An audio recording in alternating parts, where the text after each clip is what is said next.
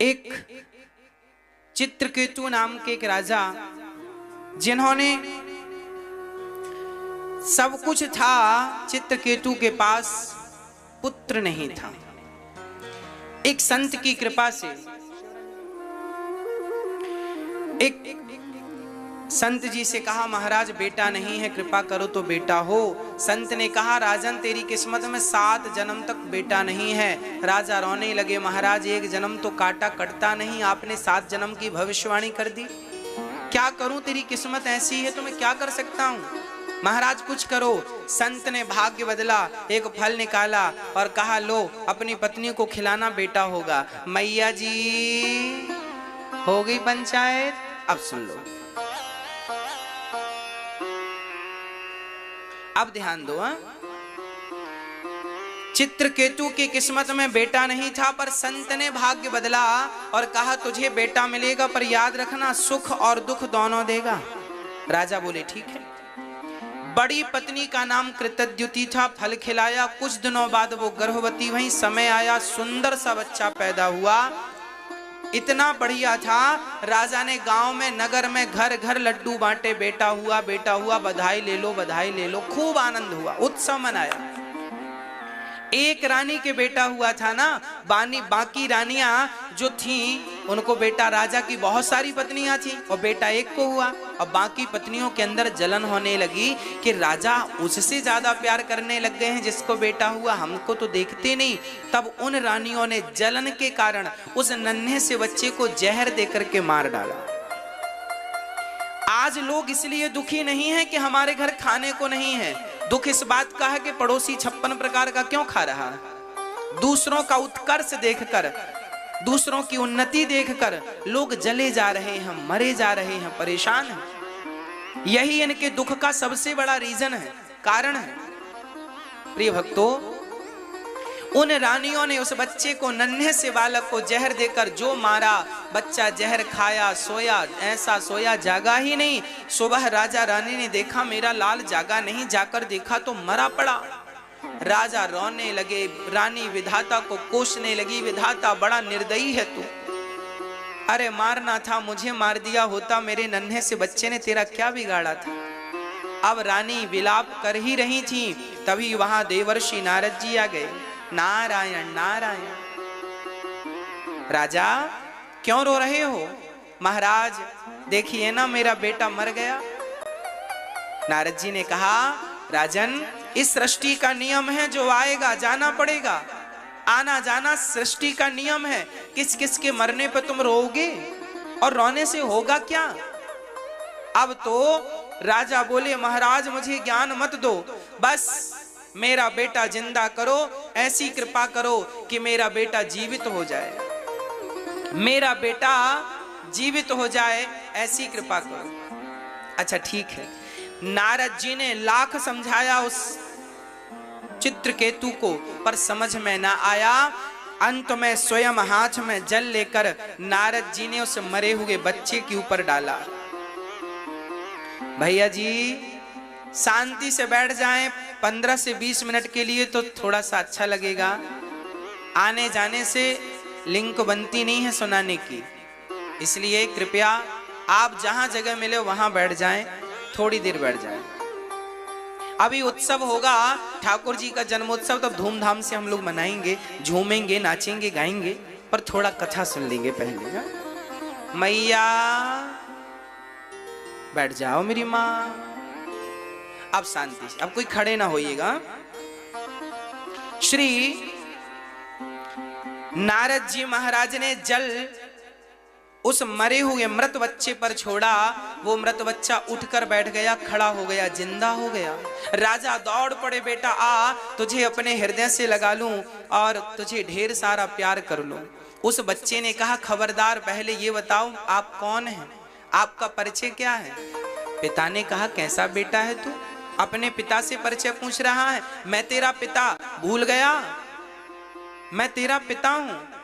उस बच्चे ने जो बात कही मेरी माँ, वो आपके सुनने योग्य है, इसलिए मैं सुना रहा हूं। मैं वही बात सुनाऊंगा जो आपके सुनने के योग्य है।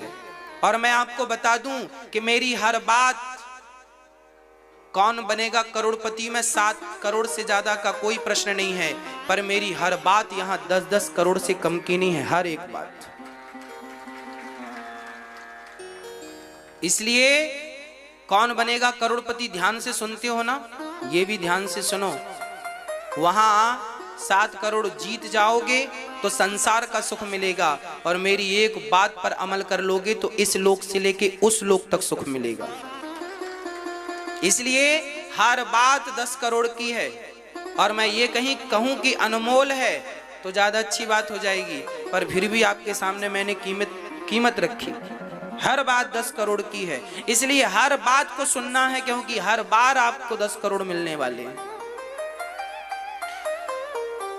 राजन, उस बच्चे ने कहा, पिताजी आप किस जन्म के पिता हैं? अरे मैं तेरा पिता हूं, इसी जन्म का। उस बच्चे ने कहा, पिताजी कितनी बार मेरा जन्म हुआ और कितनी बार आपका जन्म हुआ, किस जन्म का रिश्ता रखते हो? पिछले जन्म में मैं भिखारी था, तो मेरे द्वारा आपका और मेरा कोई हिसाब बाकी रह गया था, वो चुकाने आया था। क्या हिसाब बेटा? तब उस बच्चे ने कहा, पिताजी मैं पिछले जन्म में भिखारी था और आपके घर भीख मांगने आया था, तो आपने मुझे गेहूं का आटा और साथ में गाय का सूखा हुआ गोबर, ओपले, कंडे आपने मुझे दिए। मैंने नदी के किनारे उन ओपलों में, कंडों में आग लगाई, ध्यान नहीं दिया, उनमें ढेर सारी चींटियां थीं, आग लगा दी, सारी चींटियां जल के राख हो गई। और मैंने उसी आग से 5 रोटियां, जो आपने गेहूं का आटा दिया था उसको मैंने गूंथ कर रोटियां बनाई, तो 5 रोटियां बनी। मैंने पिछले जन्म में आपकी 5 रोटियां खाई थी, सो आपका इस जन्म में 5 वर्ष तक आपका बेटा बनके मैंने 5 रोटियों का हिसाब चुकाया है। और मैंने उन चींटियों को जला के मारा था, तो आज वही चींटियां आपकी पत्नियां बन के आई, और आज उन्होंने मुझे जहर देकर के मारा है। मैंने तो भगवान को भोग लगाकर रोटियां खाई, तो एक जन्म में ही सबका हिसाब चुक गया, नहीं तो पिताजी ना जाने कितने जन्म लेके मुझे सबका हिसाब किताब अलग अलग चुकाना पड़ता। भगवत कृपा से एक जन्म में सबका हिसाब चुक गया। ये तो रही भागवत की कथा। अब ये कथा व्यास जी ने इस भागवत में क्यों रखी है? इस कथा से हमें और आपको क्या मैसेज मिलता है, क्या शिक्षा मिलती है?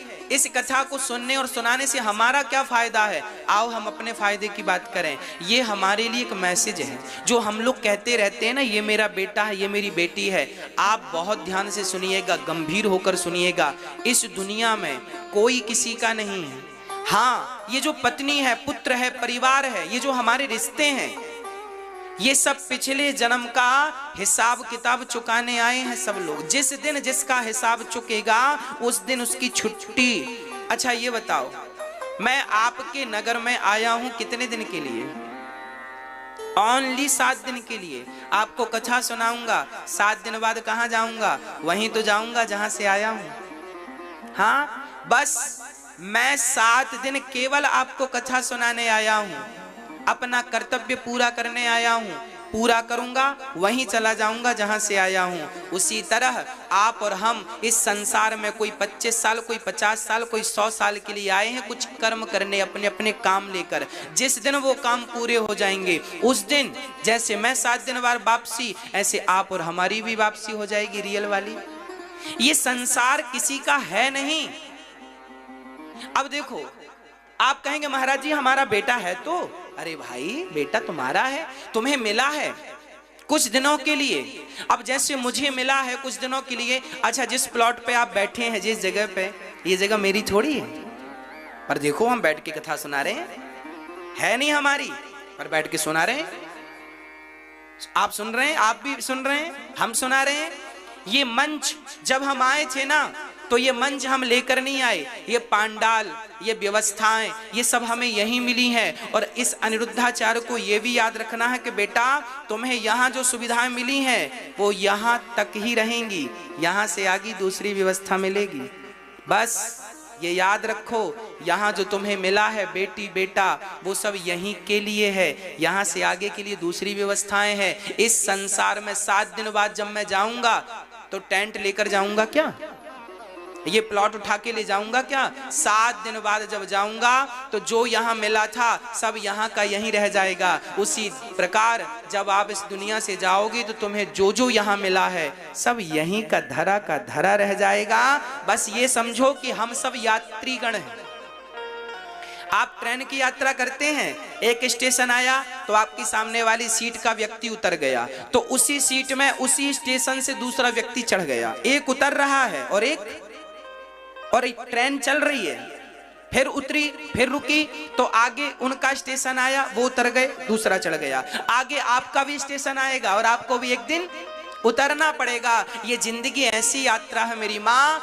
एक स्टेशन आता है तो घर के बुजुर्ग लोग उतर जाते हैं, तभी बहू को बेटा हो गया, नाती चढ़ गया, दादाजी उतर गए। जिसका स्टेशन आ गया सो उतर गया, जिसका स्टेशन आ गया चढ़ गया। ये जिंदगी एक रेल की यात्रा है, एक चढ़ रहा है, एक उतर रहा है, एक आ रहा है, एक जा रहा है।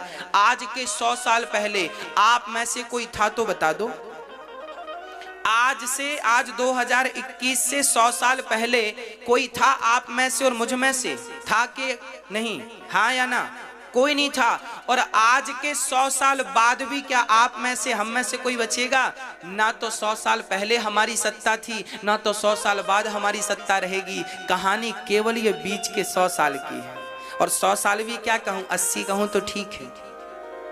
हाँ, ये 100 साल 80 साल में व्यक्ति ऐसा मानता है सब मेरा है, सब मेरा है, सब मेरा। अरे पागलों की तरह व्यवहार ना करो। ना तुम्हारी पत्नी है, ना तुम्हारा पुत्र है, ना तुम्हारा परिवार है। ये सब अपना ऋण चुकाने आए हैं। बेटे का हिसाब पूरा होगा, बेटा जाएगा, बेटी का पूरा होगा, बेटी जाएगी, आपका पूरा होगा, आप चले जाना। किसी के मरने पर रोने से कोई फायदा नहीं। बेटा चला गया, बेटी चली गई, पत्नी चली गई, पति चला गया। अरे आया है सो जाएगा। राजा रंग फकीर एक सिंहासन चढ़ चला, एक बंधा जंजीर, बचा कौन? नाम तो बताओ। किसकी सत्ता रह गई? किसकी हस्ती बची है? सबकी तो मिट्टी में मिल गई। और आपकी भी कितने दिन रहेगी?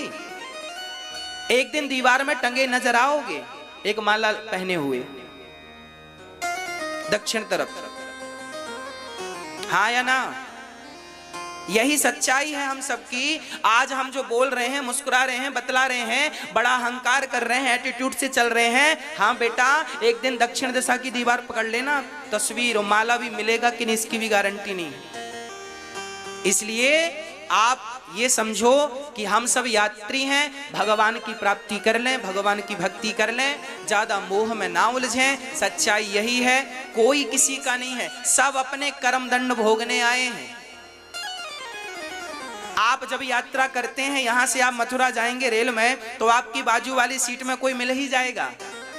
ऐसे पत्नी मिल गई, बच्चे मिल गए, आप बातचीत करो, बोलो, बताओ, ठीक है, पर आसक्त ना हो जाओ। नहीं नहीं, अब मैं तुम्हारे बिना कैसे रहूंगा। अरे पागल, पहले कैसे थे? जब पत्नी नहीं मिली थी तब भी तो जिंदा थे। अच्छा, जब आपका जन्म हुआ था तब पत्नी थी, तब बेटा था, तब भी तो आप जिंदा थे। और बाद में पत्नी मिली और बेटा मिला और आप ऐसे आसक्त हो गए, कह रहे हैं बेटों के बिना कैसे रहेंगे, पत्नी के बिना कैसे रहेंगे, पति के बिना कैसे रहेंगे। अरे वैसे ही रहो ना जैसे इनके पहले थे। इनके पहले भी तो जिंदा थे, कौन से मर गए थे? ये मोह, यही मोह नरक ले जाता है। आप लोग कहते हैं हमारा क्या होगा, अब तो वो है नहीं। अरे भाई, पहले कैसे थे? तुम छोटे थे, 10 साल के थे, 20 साल के थे शादी के पहले, तब मौत से थे कि नहीं? वह मस्ती कहां गई आपकी? क्यों आप भटक रहे हैं संसार में? क्यों नहीं अपना कल्याण चाहते? दत्तात्रेय जी ने 24 गुरु बनाए, एक गुरु बनाया कबूतर को। एक कबूतर और एक कबूतरी एक पेड़ पर रहा करते थे। एक कबूतरी नीचे बैठी तो बहेलिये ने जाल फेंका और कबूतरी को पकड़ लिया। अब कबूतर लगा रोने, कबूतरी तो मर गई, अब तो हम क्या करेंगे जी के। तो कबूतर भी कूद गया और वो भी जाल में फंस गया। एक महात्मा जी हंसे, अरे राम राम, कबूतरी मर गई ये तो दिखा, पर खुद मर गया ये नहीं दिखा। तुम रो क्यों रहे हो? कोई जाएगा कहां? अच्छा ये बताओ, मैं आया हूं वृंदावन से तो जाऊंगा कहां? मरता कौन है भाई? अरे जो जहां से आया है, आप लोग कथा सुनने अभी आए हैं, कोई लुधियाना से आया, कोई भटिंडा से आया, कोई बरनाला से आया, कोई कहीं से आया। आप ये बताओ, आप सभी लोग कथा सुन के जाओगे कहां? कहां जाओगे? वहीं तो जाओगे ना जहां से आए हो, कि किसी और के घर में घुस जाओगे? नहीं, आप वहीं जाओगे जहां से आए हो। तो आपका बेटा गया कहां? कहते हो मर गया ना, बेटा मरा नहीं है, बेटी मरी नहीं है, पति मरा नहीं है, पत्नी मरी नहीं है, ये कोई मरता नहीं है। फिर कहां गया? बोले जहां से आया था वहीं चला गया। और आज वो गया है, कल आप भी तैयारी में रहना, कल हमारा भी तो नंबर आएगा। इसलिए किसी के मरने में शोक करने से अच्छा है अपना मरण सुधारो। वो तो गया, आप अपना देखो और ये मोह में ना उलझो। यही मोह नरक का जाल है, यही बांधकर नरक के द्वार में फेंकता है। इसलिए इस मोह से बचो। उस बच्चे ने ज्ञान दिया, पिताजी मेरे पिछले जन्म का कोई ऋण था, इस जन्म में चुकाने आया हूं, चुक गया। गया वो बच्चा, चला गया। अब तो आंख खुल गई और वही चित्रकेतु इस जन्म में वृत्तासुर बना और इंद्र के हाथों मारा गया। एक बार भगवान प्रहलाद जी के लिए खंबा चीर के प्रकट हो गए। भक्तों, आप ये कथा टीवी के साथ साथ अपने मोबाइल पर यूट्यूब पर भी देख रहे हैं। आप अपने मोबाइल पर अनिरुद्धाचार्य जी यूट्यूब पर डालिए, ये कथा आपको आगे यूट्यूब पर सुनने को मिलेगी। और आप चैनल को सब्सक्राइब जरूर करें। आप सभी के प्यार से 20 लाख लोगों का परिवार होने वाला है यूट्यूब पर। सब्सक्राइबर होने वाले हैं 20 लाख, 19.5 लाख पार कर चुके हैं। 19.5 लाख लोग यूट्यूब पर कथा सुनते हैं प्यार से। इतना बड़ा परिवार है गौरी गोपाल परिवार, ये दास अनिरुद्ध का परिवार इतना बड़ा है। 20 लाख लोग जुड़े हैं केवल यूट्यूब से। आप भी चैनल को सब्सक्राइब करें और आप भी हमारे परिवार में जुड़ जाएं और औरों को भी प्रेरित करें, प्रोत्साहित करें, ताकि और लोग भी कथा से जुड़ें। अब एक बार भगवान प्रहलाद जैसे भक्त के लिए आ गए। एक हिरण्यकश्यपु नाम का दुष्ट था, अपने बच्चे को बहुत सताता था। क्यों सताता था? केवल इसलिए कि वो भगवान का नाम जपता था, नारायण नारायण जपता रहता था। तो प्रहलाद जी के पिता ने कहा कि इसे फेंक दो पहाड़ से। पहाड़ से ले जाकर फेंका तो स्वयं भगवान का नाम प्रहलाद जी विश्वास से जपते रहे। अच्छा, प्रहलाद जी से एक चीज सीखनी चाहिए कि कितनी भी जीवन में विडंबना आवे, विषम परिस्थिति आवे, पर अपने भगवान पर विश्वास बनाए रखिएगा। यदि विश्वास डगमगाया तो नुकसान होगा, और यदि विश्वास नहीं चूका, विश्वास नहीं डिगा, तो आपका बाल भी बांका नहीं होगा। प्रहलाद जी को पहाड़ से फेंका हिरण्यकश्यपु ने, पर विश्वास था कि भगवान बचाने वाले हैं और पिताजी मारने वाले हैं। देखता हूं कि आज जीत भगवान की होती है कि पिताजी की होती है। तो जीत भगवान की हुई। भगवान ने प्रकट होकर प्रहलाद को गोद में धारण कर लिया और नीचे उतार दिया। प्रहलाद को बचा हुआ देखकर हिरण्यकश्यपु दंग रह गया। इसे मैंने पहाड़ से फेंका या फिर? तब होलिका नाम की बहन थी हिरण्यकश्यपु की सगी, उसे ब्रह्मा जी ने वरदान दिया था तुम्हें आग जलाएगी नहीं, तो वो होलिका गोद में लेकर बैठ गई। अच्छा, वरदान इसलिए मिला था कि कोई जल रहा हो तो तुम उसे पकड़कर निकाल लो, मदद करने के लिए दिया था वरदान, पर वो तो दुरुपयोग करने लग गई। अब ले लेके बैठने लग गई गोद में। अब भगवान ने कहा वरदान का दुरुपयोग करोगी तो वही वरदान तुम्हें जलाकर भस्म करेगा, और वही वरदान होलिका जलकर राख हो गई। प्रहलाद का बाल भी बांका नहीं हुआ। देखिए भक्ति की शक्ति, जब आपका विश्वास अपने इष्ट में इतना प्रबल होता है तो आग भी आपका बाल भी बांका नहीं कर सकती, आग भी शीतल हो जाती है उन भक्तों के लिए जो भगवान की शरणागति ग्रहण कर लेते हैं। प्रभु मैं आपका और आप मेरे, मैं तीसरे को जानता ही नहीं। तब हिरण्यकश्यपु ने पढ़ने के लिए भेज दिया, जाओ संडा मर्क के यहाँ पढ़ने भेजा। और जब प्रहलाद जी पढ़कर आए तो हिरण्यकश्यपु ने पूछा तुमने कौन सी विद्या पढ़ी? तब प्रहलाद जी ने नवधा भक्ति सुना दी। श्रवणम कीर्तनम विष्णु स्मरणम पाद सेवनम अर्चनम वंदनम दास्यम सख्यमात्म निवेदनम। पहली भक्ति है श्रवणम। भक्ति कितने प्रकार की होती हैं भैया जी? भक्ति कितने प्रकार की होती हैं? बताओ भक्ति कितने प्रकार की होती हैं? आप बताइए कितने प्रकार की होती हैं? अरे हमें तो लगा आपको पता होगा। भैया आप बताओ। हाँ, हमारी माताएं सब जानती हैं। भक्ति होती है 9 प्रकार की। कौन कौन सी? पहली भक्ति है श्रवणम, कथा सुनना।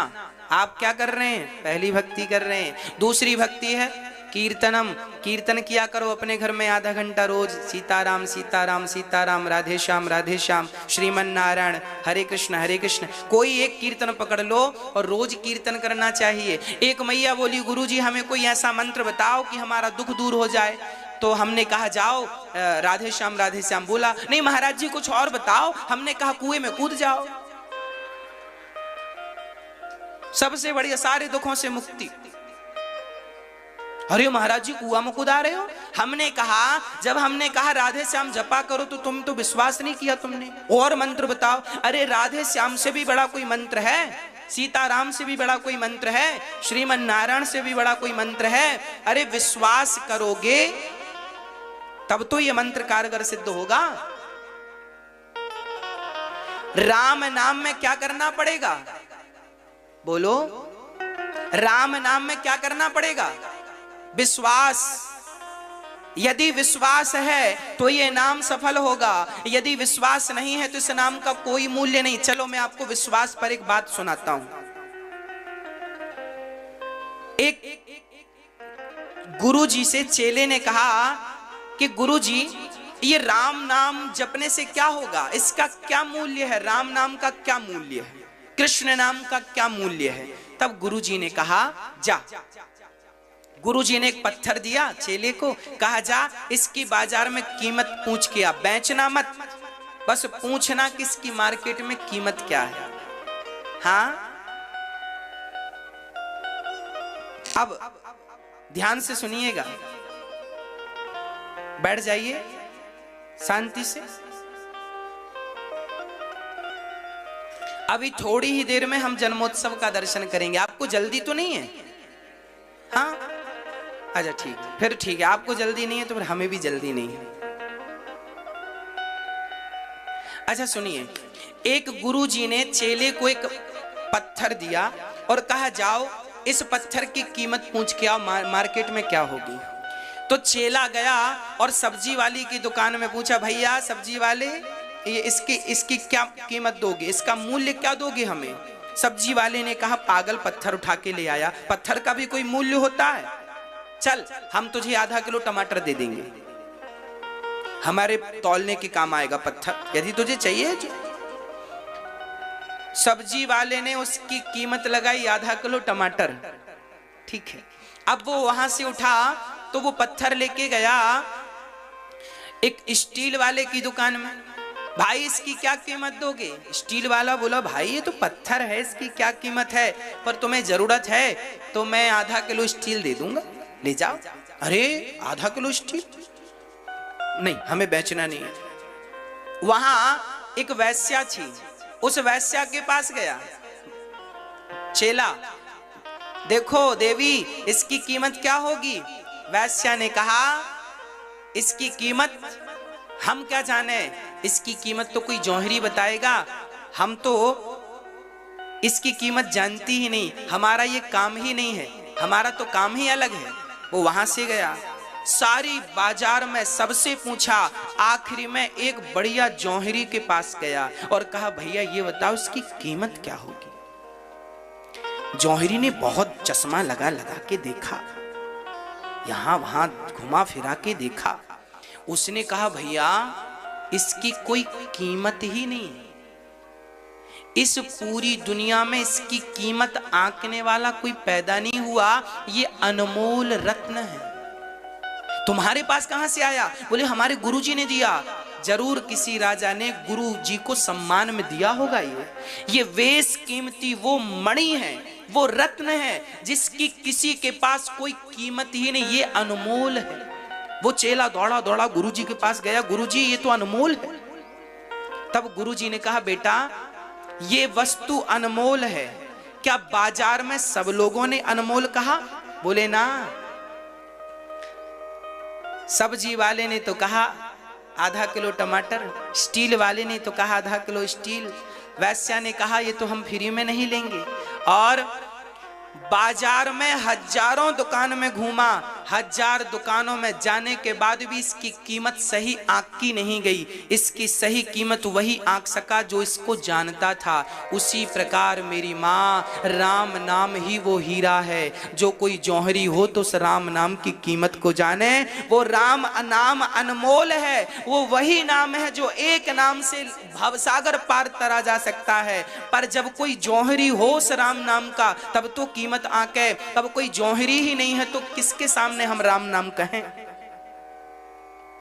राम नाम को भी समझने के लिए तो जौहरी चाहिए। राम क्या है? गुरु गोविंद साहब कौन है? ये कौन जानेगा? सब जानेंगे क्या गुरु गोविंद साहब कौन है? रामदास जी कौन है? सब जानेंगे क्या? तुलसीदास जी कौन है? सब जानेंगे क्या? कबीरदास जी कौन है? सब जानेंगे क्या? मीराबाई कौन है? सब जानेंगे क्या? ये तो वही लोग जानेंगे ना जो भक्ति जानते हैं। हाँ, अच्छी शराब कौन सी होती है ये मैं क्या जानूं? ये तो कोई शराबी ही जानेगा। बढ़िया वाली शराब कौन सी होती है, बढ़िया वाला गांजा कौन सा होता है ये मैं क्या जानूं? कोई गंजेड़ी जानेगा। बढ़िया वाली चरस क्या होती है ये मैं क्या जानूं? कोई चरसी जानेगा। भाई, जिसका जो फील्ड है वो उस चीज को बारीकी से जानता है, उसकी क्वालिटी को जानता है, उसके हानि और लाभ को जानता है। उसी प्रकार किसी भक्त से जाकर कहो कि राम नाम की कीमत क्या है, वो कह देगा अनमोल है ये। और जो नहीं जानते वो तो मोल लगाते फिरते हैं कि ये इतना और ये इतना है, इतना नाम जपो, इतना नाम जप लो, इतना हो जाएगा। अरे एक नाम जपने से तुम्हारा कल्याण हो जाएगा, पर वो नाम विश्वास के साथ जपा जाए। मंत्र जाप मम दृढ़ विश्वास।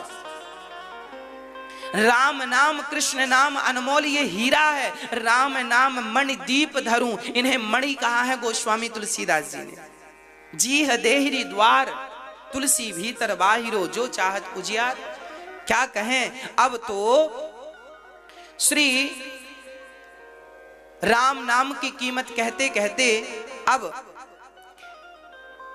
प्रहलाद जी कहते हैं दूसरी भक्ति कीर्तन है, इसलिए कीर्तन किया करो। स्मरणम तीसरी भक्ति, पाद सेवनम पांव दबाना चौथी भक्ति है। आप जरूर पांव दबाया करो अपने पति के, अपने माता और पिता के। आप लोग अपने माता पिता के पांव दबाते हैं कि नहीं? हाँ या ना? नहीं दबाते। माँ है कि नहीं है? जिंदा है तो फिर माँ के पांव दबाओ। कब दबाओगे? अरे माँ के पांव दबाओ। माँ के पांव में भगवान बैठे हैं, भगवान मंदिरों में नहीं है। भगवान तो माँ के चरणों में होते हैं। ये भगवान ही तो थे जो माँ की आज्ञा मानकर 14 साल वनवास गए। जब माँ की आज्ञा को भगवान ने नहीं टाली तो हम कौन होते हैं उस परमात्मा की माँ की आज्ञा को टालने वाले? भगवान को भी यदि धरती पे आना पड़ा तो माँ की आज्ञा का पालन करना पड़ा। आज्ञा का पालन नहीं करते तो वो भगवान ना कहलाते। हाँ या ना? हाँ, राम की 3 माएं थी, तीनों के पांव दबाते थे। पढ़िए रामचरितमानस में लिखा है, प्रात काल उठ के रघुनाथा, आगे आप बोलो, मात पिता गुरु नावहि माथा। सवेरे उठ के राम जी अपनी माँ के, पिता के, गुरुजनों के प्रणाम करते थे और सोने के पहले माता के, पिता के चरण दबाते थे राम जी। माँ के चरणों में भगवान होते हैं, इसलिए पांव छूने की परंपरा है। माथे को माथे से टिकाने की परंपरा नहीं है, माथे को चरणों में रखने की परंपरा। अच्छा, पांव ही क्यों छुए जाते हैं? माथा क्यों नहीं छुआ जाता? क्योंकि माइंड तो यहाँ होता है, बुद्धि तो यहाँ पांव में। होता क्या है? पर पांव छूने की परंपरा है, माथा छूने की परंपरा तो नहीं है। छाती छूने की भी परंपरा नहीं है, पेट छूने की परंपरा भी नहीं है, पांव छूने की परंपरा है। पांव क्यों? क्योंकि पांव में भगवान नारायण का वास होता है। हमारे शरीर के हर अंग में देवताओं का वास होता है। हाथ के देवता इंद्र हैं, चंद्रमा बुद्धि के देवता हैं, ब्रह्मा जी मन के देवता हैं। चंद्रमा मन के देवता, चंद्रमा बुद्धि के देवता ब्रह्मा जी। परंतु पांव के देवता कौन है? बोले चरणों के देवता स्वयं भगवान नारायण है। भगवान को पाना हो तो कहाँ मिलेंगे? संपूर्ण शरीर में भगवान नहीं, केवल चरणों में भगवान का वास होता है। चरणों को इसलिए छुआ जाता है क्योंकि ये प्रणाम जो तुम किसी को करते हो वो प्रणाम उस व्यक्ति को नहीं होता, वो प्रणाम भगवान को होता है। वो प्रणाम भगवान को होता है, इसलिए प्रणाम कीजिए। जैसे आज अमेरिका यदि हमारे भारत के प्रधानमंत्री को गाली दे दे तो वो गाली केवल प्रधानमंत्री को नहीं होगी, वो गाली 135 करोड़ लोगों को होगी, क्योंकि 135 करोड़ लोगों की भूमिका में इस समय प्रधानमंत्री जी हैं। हाँ या ना? यदि प्रधानमंत्री का किसी देश ने अपमान कर दिया तो वो अपमान प्रधानमंत्री का नहीं माना जाएगा, वो तो संपूर्ण भारत वर्ष का अपमान माना जाएगा। उसी प्रकार जब आप किसी को बेइज्जत करते हैं, बेइज्जती करते हैं, तो वो बेइज्जती उस व्यक्ति की नहीं करते, बल्कि उस व्यक्ति को बनाने वाले परमात्मा की आप बेइज्जती करते हैं। और जब आप किसी का सम्मान करते हैं तो उस व्यक्ति का सम्मान, जब हमारे देश के प्रधानमंत्री का सम्मान किसी और देश में होता है तो वो सम्मान प्रधानमंत्री का नहीं है, वो सम्मान हमारे संपूर्ण भारत का होता है। उसी प्रकार जब आप किसी व्यक्ति का सम्मान करते हैं, अपनी माँ का, पिता का, पति का, अतिथि का, किसी जरूरतमंद का सम्मान करते हैं, तो वो सम्मान साक्षात परमात्मा का सम्मान माना जाता है। वह ईश्वर है, ईश्वर की सृष्टि है वो। इसलिए परमात्मा मानकर सेवा कीजिएगा सबकी।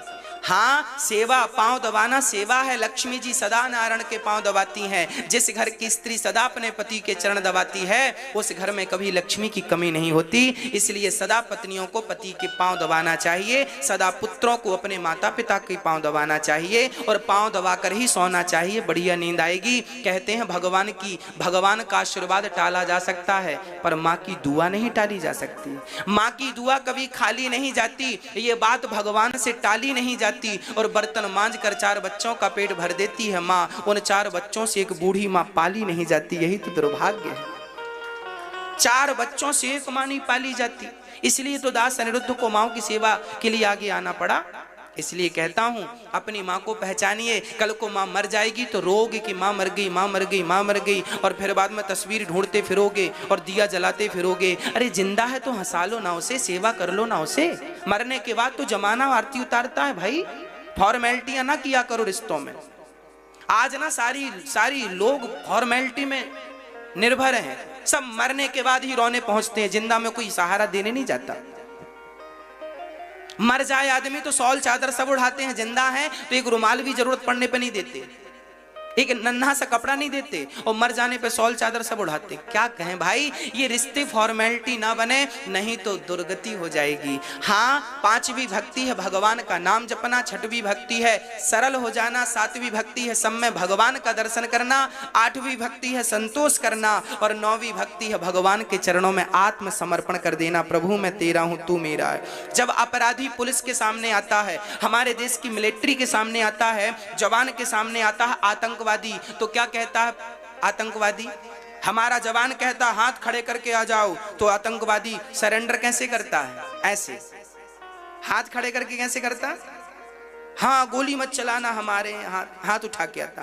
जैसे एक अपराधी हाथ उठाकर सरेंडर करता है, आप भी दोनों हाथ उठाकर भगवान के सामने सरेंडर कर दीजिए। प्रभु मैं आपकी शरण में आ रहा हूँ, आपका हो रहा हूँ, अब मुझे और किसी की शरण में जाना ना पड़े, और किसी की शरण में ना जाना पड़े, किसी के सामने ये हाथ ना फैलाने पड़े। एक बार ये हाथ भगवान के सामने फैला दो, और इस प्रार्थना से फैलाना कि प्रभु आपके बाद अब ये हाथ किसी के सामने फैलाने की जरूरत ना पड़े। समर्पण कर दो, प्रभु मैं तेरा हूं तू मेरा, बस इतना ही तो कहना है, बात खत्म हो जाएगी। जिस दिन आप समर्पण कर देंगे सारा समस्या, सारा झगड़ा खत्म हो जाएगा। पर हम कह ही नहीं पाते कि प्रभु मैं आपका हूं।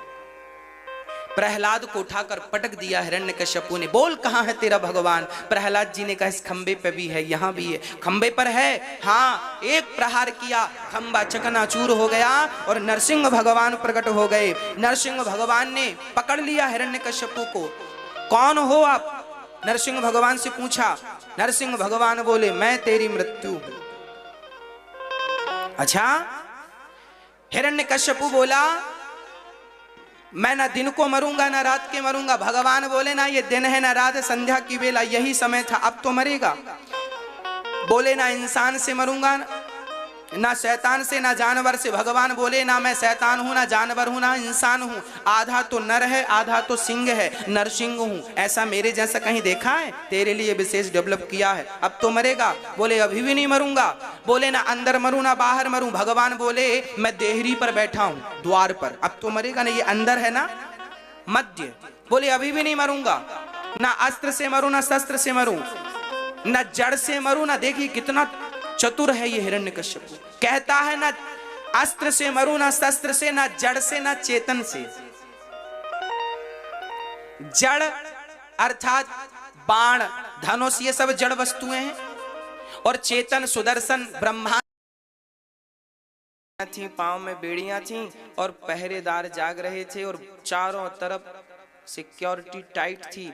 कंस के इतनी सिक्योरिटी थी कि जेल के भीतर एक पक्षी भी प्रवेश नहीं कर सकता। उस जेल से वसुदेव जी भगवान को लेकर चले गए, किसी को पता भी नहीं चला। अच्छा, वसुदेव जी के हाथ में हथकड़ियां थी, वो कैसे खुली? आपसे हम पूछ रहे हैं भैया, कैसे खुली? अपने आप। जेल के ताले कैसे खुले? अपने आप ना तो हथकड़ियां अपने आप खुली, ना तो जेल के ताले अपने आप खुले। फिर कैसे खुले? बोले सारे बंधन की चाबी है कौन? बोलो, सारे बंधन की चाबी कौन है? भगवान श्री कृष्ण। भगवान सभी बंधनों की क्या है? चाबी। वो किसी के हाथ लग जाए, कृष्ण रूपी चाबी किसी के हाथ लग गई तो दुनिया का कोई भी ताला ऐसा नहीं है जो कृष्ण खोल ना दे। वसुदेव जी ने कृष्ण को लिया। जैसे ही उन्होंने भगवान को अपनी गोद में लिया, अपने आप जेल के ताले खुल गए, हथकड़ियां खुल गईं, बेड़ियां कट गईं। अरे भगवान को लेकर कोई चले तो सही, भगवान को हृदय में धारण करे तो सही। कोई भगवान को लेकर यदि चलेगा तो निश्चित ये मान के चलिएगा कि संसार के हर बंधन से वो मुक्त हो जाएगा। आप और हम भी यदि बंधन से मुक्त होना चाहते हैं तो केवल भगवान को लेकर चलने की आदत बना लें। अभी हम संसार को लेकर चलते हैं। अभी हम ज्यादा चिंतन किसका करते हैं? विषयों का, संसार का, परिवार का। हम चिंतन ही तो नहीं बना पा रहे हैं भगवान का। और बनाना क्या है? आपको अपने घर का कोई काम रोकना नहीं है, आपको अपने घर के सारे काम करते हुए चिंतन भगवान का करना है। ये आदत बनाना है, ये अभ्यास से आएगा, ये लाना है। ये ले आए तो जीत आपकी है, वरना हार जाओगे। हाँ, भगवान श्री कृष्ण को लेकर चले सारे